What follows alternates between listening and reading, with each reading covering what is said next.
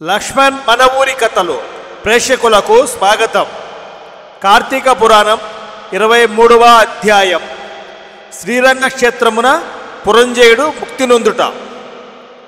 జీవిత ప్రథమాంకంలో ఎలా ఉన్నా చరమాంకంలో ఏమి చేశామో, ఎలా చేశామో, ముఖ్యంగా ఏ మనసుతో చేశామో అనే దానిని బట్టే మన ఆత్మగమనం ఉంటుందంటారు కదా.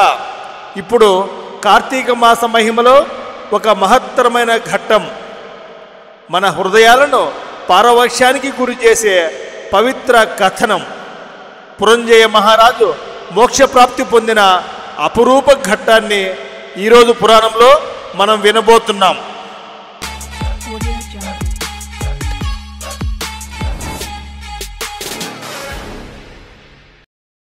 అత్రి మహర్షి, అగస్త్య ముని మధ్య జరుగుతున్న సంభాషణలో పురంజయుడి కథ నడుస్తోంది కదా.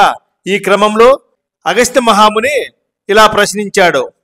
ఓ మునిపొంగువ, యుద్ధాలలో అపరాజితుడై విష్ణుభక్తిలో స్థిరుడై ఉన్న పురంజయుడు తర్వాత ఎలా జీవించాడు?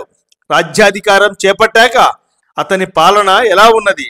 సత్ప్రవర్తనతో మెలిగాడా లేక మళ్ళీ దుర్బుద్ధితో పాలించాడా? ఆ వివరాలు తెలపండి అని అగస్త్యుడు అడిగాడు. అంతటా అత్రి మహర్షి ఎంతో సంతోషంగా ఇలా సమాధానం చెప్పాడు. కుంభ సంభవ, కార్తీక వ్రతాచరణ ప్రభావమున అసమాన బలోపేతుడై అగ్నిశేషము శత్రుశేషము ఉండకూడదని తెలిసి తన శత్రురాజులందరినీ ఓడించి నిరాటంకముగా తన రాజ్యమును ఏలుచుండెను. విష్ణుభక్తి ప్రభావం వలన గొప్ప పరాక్రమవంతుడు, పవిత్రుడు, సత్యదీక్ష తత్పరుడుగా మసులుకున్నాడు. నిత్యాన్నదాత, భక్త ప్రియవాది, తేజోవంతుడు, వేదాంగవేత్తయ్య పాలన సాగించాడు. అంతేకాదు అనేక మంది శత్రువులను జయించాడు. దశ దిశలా తన అఖండ కీర్తిని ప్రసరింపచేసెను. శత్రువులకు సింహస్వప్నమై విష్ణు సేవా ధురంధరుడిగా పేరు తెచ్చుకున్నాడు. కార్తీక వ్రత ప్రభావమున కోటికి పడగలెత్తి అరిషడ్వర్గములను కూడా జయించిన వాడై ఉండెను. ఇన్ని ఏళ్ళ అతడిప్పుడు విష్ణు భక్తాగ్రేసరుడు, సదాచార సత్పురుషులలో ఉత్తముడై రాణించుచున్నాడు. అయినను అతనికి తృప్తి లేదు. అతని హృదయంలో మాత్రం ఒకే తపన, ఏ దేశమున, ఏ కాలమున, ఏ క్షేత్రమున, ఏ విధంగా శ్రీహరిని సంపూర్ణంగా సేవిస్తే కృతార్థుడనవుతాను అని ఆలోచిస్తూ ఉండేవాడు. ఆయా పుణ్యక్షేత్రాలకు వెళ్ళి షాడశోపచారాలతో పూజాధికాలు నిర్వహించేవాడు. ఈ క్రమంలో ఒకానొకనాడు దేవదూతల వంటి స్వరం ఆకాశంలో ప్రత్యక్షమైంది. పురంజయ, కావేరీ తీరమున శ్రీరంగ క్షేత్రం ఉన్నది. దానిని 2వ వైకుంఠమని పిలిచెదరు. నీవచ్చటికేగి శ్రీ రంగనాథ స్వామిని అర్చింపుము. నీవి సంసార సాగరమును దాటి మోక్షప్రాప్తి పొందుదువు అని పలికెను. ఆ వాణిని విన్న వెంటనే పురంజయుడు రాజ్యమును తన మంత్రులకు అప్పగించి సపరివారముగా శ్రీరంగ క్షేత్ర యాత్రకు బయలుదేరాడు. మార్గ మధ్యమములో పుణ్య నదులలో స్నానం చేశాడు. మునులు, దేవతా ఆలయాలను దర్శించాడు. భక్తులకు సేవ చేశాడు. దాన ధర్మాలు చేశాడు. హరినామస్మరణతో నిమగ్నమై తన ప్రయాణాన్ని కొనసాగించాడు. ఇలా పవిత్ర యాత్ర చేస్తూ కావేరి 2 పాయలుగా ప్రవహిస్తున్న శ్రీరంగ క్షేత్రాన్ని చేరుకున్నాడు. అక్కడ శ్రీరంగనాథాలయంలో శేషశయ్యపై శాంతంగా విశ్రాంతి తీసుకుంటున్న శ్రీ రంగనాథ స్వామిని చూసి ఆ క్షణం పురంజయుని హృదయం ఆవిరైపోయింది. కళ్ళల్లో నీరు మెరిసింది. శరీరం పులకరించింది.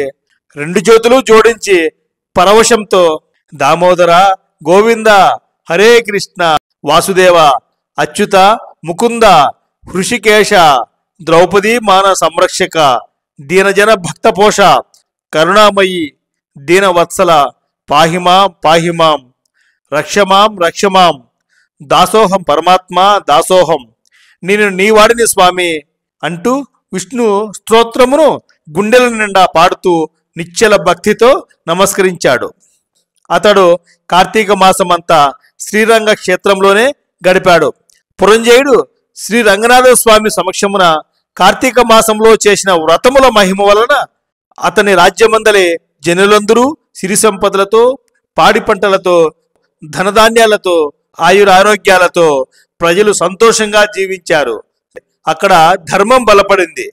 అయోధ్య నగరము దృఢతర ప్రాకారములు కలిగి తోరణ యంత్ర ద్వారములతో నిర్మితమై ఉంటుంది. మనోహర గృహ గోపురాదులతో చతురంగ సైన్య సంయుతమై ప్రకాశించుచుండెను. అయోధ్య నగరమందలి వీరులు యుద్ధ నేర్పరులుగాను రాజనీతి కలివారుగాను శిక్షణ పొందుతుండిరి. వైరిగర్భ నిర్భేదకులై నిరంతరము విజయశీలురై అప్రమత్తలై ఉండిరి.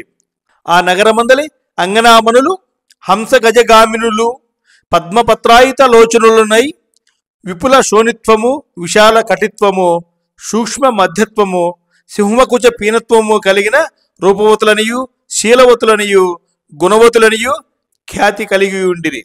ఆ నగరమందలి వెలియాన్రు నృత్య గీత సంగీతాది కళా విశారదులై ప్రౌఢులై వయోగుణ రూపలావణ్య సంపన్నులై సదా మోహన హసలాంకృత ముఖశోభితులై ఉండిరి.